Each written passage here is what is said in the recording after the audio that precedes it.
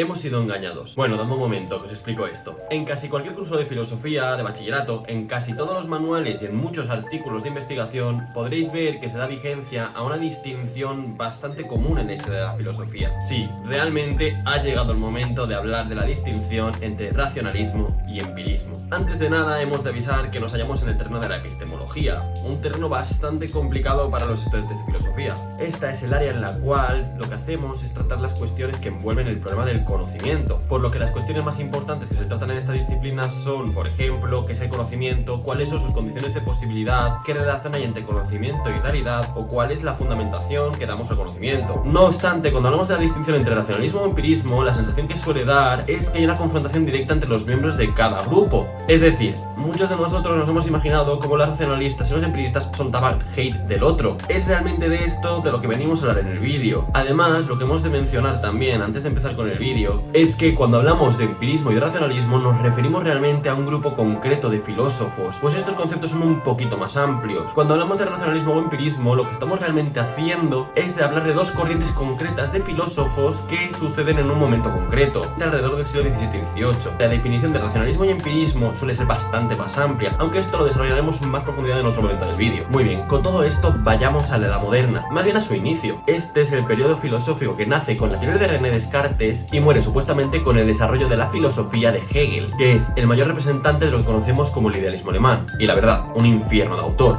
Pero ha llegado el momento de afinar un poco más el tiro. Muchos autores generan una división en la Edad Moderna y lo que hacen realmente es partirla por la mitad. Para hacer esto realmente lo que hacen es utilizar a un maravilloso personaje que es otra tortura de leer. Este es Immanuel Kant. Así, la filosofía moderna puede dividirse entre la filosofía prekantiana y la filosofía postkantiana. La primera etapa que hemos mencionado es la que está protagonizada por esta división entre empiristas y racionalistas. Muy bien, ya tenemos situada la Edad Moderna, pero ¿qué es realmente lo que la diferencia de las etapas anteriores? Realmente con Descartes ya se vio un fuerte interés en generar algo totalmente nuevo a lo anterior. Este autor trata de romper con todo conocimiento previo, generando una nueva forma de conocimiento. Esto es algo que se seguirá viendo con los autores de este momento. Además, se ve una clara diferenciación de la filosofía con la religión. Esto no significa realmente que los filósofos dejaran de utilizar la figura de Dios o dejaran de ser creyentes, pero lo que sí que ocurre es que los filósofos ya no son teólogos que hablan de temas filosóficos. Y un punto fundamental de este periodo es que cambia totalmente el foco de la filosofía. En este momento los filósofos empiezan a centrarse mucho más en el hombre, entendiendo a este como el sujeto de conocimiento. Así, en el siglo XVII encontramos el nacimiento de una nueva disciplina, que es la teoría del conocimiento. Ya que la filosofía se centra en los asuntos del ser humano, una de las cuestiones primordiales de las que se hablará es de cómo éste conoce al mundo. Pero no nos confundamos, no es la única disciplina que nacería en este punto. Realmente encontramos muchas otras áreas de la filosofía que se desarrollaron en este momento. Algunos ejemplos de estos son la estética o la filosofía de la historia, pero con esto tenemos que tener cuidado. Durante la filosofía antigua y la filosofía medieval también encontramos planteamientos acerca de estética, filosofía de la historia o teoría del conocimiento. Lo que sucede es que no hay disciplinas sistematizadas o organizadas en las que se hablen de estos temas. Ya hemos hablado un poco acerca del momento en el cual encontramos esta confrontación entre racionalismo y empirismo, pero ahora lo que hemos de comentar es realmente qué es propiamente el racionalismo y el empirismo. Con ello presentemos al primer oponente dentro de esta confrontación, el racionalismo. La forma en la que nos referimos normalmente al racionalismo es aquella filosofía en la cual los filósofos confían radicalmente en la razón, alejándose totalmente de la superstición o de los sentimientos. Esta definición realmente se nos queda demasiado grande, debido a que incluiría autores anteriores al racionalismo e incluso algunos autores que podríamos considerar a día de hoy empiristas. Así, hemos de buscar una definición que se adecue un poquito más a lo que llamamos el racionalismo moderno. Para generar esta definición, lo que hemos de hacer realmente es hablar de las características más importantes de este movimiento. Lo primero que hemos de comentar es que los racionalistas pensaban que existían unas ideas innatas que eran a priori. Vale, voy a intentar explicar esto un poquito. Lo que estos autores opinaban era que los seres humanos nacían con ciertas ideas en sus mentes que no requerían de la experiencia sensible para ser confirmadas. Es decir, que eran ideas que no necesitaban la justificación de los sentidos para saberse si eran verdad o mentira. Y sí, habéis acertado. Esto es un tema bastante problemático para esta postura.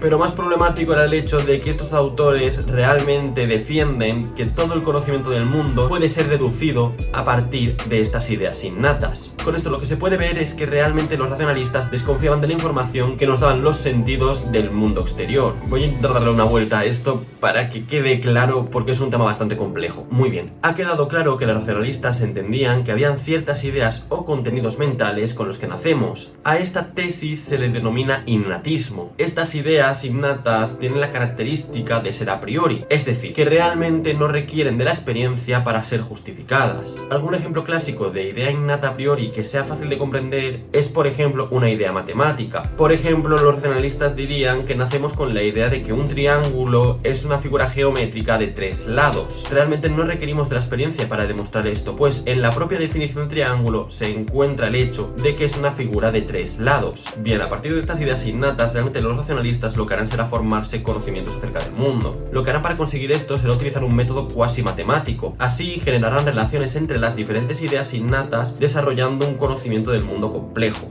El empirismo moderno realmente lo podemos considerar como la otra cara de la misma moneda. Lo solemos definir como aquella tendencia filosófica en la que se fundamenta el conocimiento a partir de la experiencia. Esta definición realmente suele ser bastante vaga, porque encontramos autores en la historia de la filosofía que podían ser tildados como empiristas. Por ejemplo, Aristóteles en el siglo V a.C. o Russell en el siglo XX después de Cristo. No obstante, en el siglo XVII el empirismo fundamenta el conocimiento en una experiencia eminentemente sensorial. Esta poco a poco va dando información al individuo acerca del mundo que le rodea, llenando su mente de contenido. No podemos no señalar que para los empiristas la mente se considera como una tabula rasa o página en blanco. Es decir, nuestra mente cuando nacemos carece de información y poco a poco, gracias a nuestros sentidos y a la información que recibimos de estos, vamos adquiriendo información, llenando así nuestras mentes. Para estos autores es gracias al análisis de estas sensaciones mediante el que vamos generando conocimiento. Es así que nos encontramos con la tesis más fuerte del empirismo. Esta es que todo conocimiento acaba derivando de una forma directa o indirecta de las sensaciones. Lo que sí que tenemos que matizar es que los empiristas no rechazan la razón en este proceso. Más bien al contrario, la razón junto a los sentidos son los medios que tenemos para adquirir conocimiento. Muy bien, más o menos ya hemos definido qué es el empirismo y qué es el racionalismo. Pero, ¿quiénes fueron los protagonistas de estos movimientos? Los racionalistas más citados suelen ser Descartes, Spinoza o Leibniz, aunque también tenemos que señalar que hubo otros racionalistas que tuvieron bastante importancia, como fueron Malebranche o Christian Wolff. Por otro lado, los empiristas más importantes son Locke, Berkeley y Hume. Algunos autores incluyen en este grupo a Francis Bacon o a Thomas Hobbes. No obstante, esto a día de hoy sigue siendo objeto de disputa. Y ahora sí, podemos tratar de responder la pregunta que hicimos al inicio del vídeo. ¿Existe una escisión tan radical entre el racionalismo y el empirismo? Pues mirad, realmente la respuesta es que ni sí ni no. Ya hemos dicho que las diferencias son evidentes. Mientras los racionalistas descartan la experiencia sensible en el proceso de conocimiento y sitúan en su base las ideas innatas, los empiristas afirman justamente lo contrario. La experiencia sensible para estos es el fundamento total del saber. Además, también chocan con la tesis innatista de los racionalistas. Entienden la mente como una tabula rasa. Sí, está claro, las diferencias realmente entre las dos posturas, simplemente con esto que hemos dicho, ya son insalvables. Pero a veces nos olvidamos de que estas dos teorías están más cerca de lo que muchas veces queremos pensar. Si lo vemos con un poco de perspectiva, tanto los racionalistas como los empiristas acaban hablando acerca de lo mismo, el problema del conocimiento y cómo este es posible. Y aunque es cierto que estos plantean respuestas totalmente diferentes, no dejan de hablar en el mismo marco, compartiendo así mucho material conceptual. Vamos, que el racionalismo y el empirismo hablan exactamente de lo mismo. Además, si lo pensamos, estas dos posturas dotan a la razón de un carácter autónomo, alejando a la razón de la superstición. Por último, lo que hemos de mencionar es que realmente tanto el racionalismo como el empirismo giran en torno a la misma cuestión, que es la relación entre el conocimiento y la realidad. Las respuestas de estos son satisfactorias realmente según su perspectiva de estos dos conceptos. Con esto es cierto que aunque encontramos diferencias, realmente también encontramos algunas similitudes que no podemos obviar y que muchos filósofos a lo largo de la historia de la filosofía han utilizado para su provecho. Vale, ya hemos comentado algunas de las diferencias fundamentales entre estas dos corrientes, pero también hemos podido ver que existen similitudes que no podemos pasar por alto, aunque aún nos quedan algunas cosas que comentar. Lo primero es que esta distinción ha sido caricaturizada hasta hace relativamente poco, y es por esto que muchos de los estudiantes de filosofía acabamos pensando que los racionalistas y los empiristas se dedicaban a echarse hate unos a otros, pero realmente hemos de pensar que durante los siglos XVII y XVIII no existió esta división. Por ejemplo, Leibniz no se consideraría a sí mismo racionalista como tal, o al menos no consideraría que pertenece a una corriente filosófica que se denominaba racionalismo. Esta clasificación fue realmente dada a posteriori, es decir, es sintética, y con ello esto deriva a ciertos problemas. Por ejemplo, Descartes, el padre del racionalismo, que también fue físico, utilizó la experimentación para demostrar sus teorías, y el empirismo, como hemos podido ver, tenía una posición con la razón bastante interesante y bastante cercana al racionalismo. Además, me encantaría ver autores como Berkeley dándose cuenta de que está en la misma corriente de, por ejemplo, John Locke. Os puedo asegurar que este autor discreparía tanto con Locke como podría discrepar con, por ejemplo, Descartes. Y al contrario ocurre lo mismo, muchos empiristas o racionalistas acabaron influenciándose del otro grupo. Un ejemplo bastante clásico es que el empirismo de John Locke, que realmente es considerado el padre del empirismo, viene fuertemente influenciado por el racionalismo de Descartes. No podemos negar que realmente sí existen diferencias que son bastante fundamentales, pero como hemos estado diciendo a lo largo del vídeo, tampoco podemos negar sus similitudes. Y aunque estemos afirmando todo esto, debemos de también matizar que esta distancia entre corrientes no existió para los autores que hemos citado. Hubo por tanto un intercambio de ideas, independientemente de las corrientes, que permitieron la generación de estas teorías que a día de hoy son fundamentales para la historia de la filosofía. E incluso se puede afirmar que hubo diferencias entre autores de la misma escuela. Por lo tanto, no podemos decir que existiera una pelea de gallos entre los racionalistas y los empiristas. Podemos entonces aceptar que realmente esta sensación la hemos podido adquirir a partir de un recurso más pedagógico que de un hecho histórico. Sí, es cierto que hubo diferencias, pero no es como muchas veces nos lo han contado. Pero esto no es lo único, han quedado muchísimas cuestiones que han quedado abiertas. Podemos preguntarnos qué ocurrió con el empirismo o con el racionalismo después del siglo XVIII. También podríamos tratar de ver si algún autor ha tratado de sintetizar estas corrientes en una misma teoría. Y por qué no, me podría llegar a plantear cuál es el autor que a día de hoy considero más interesante de leer.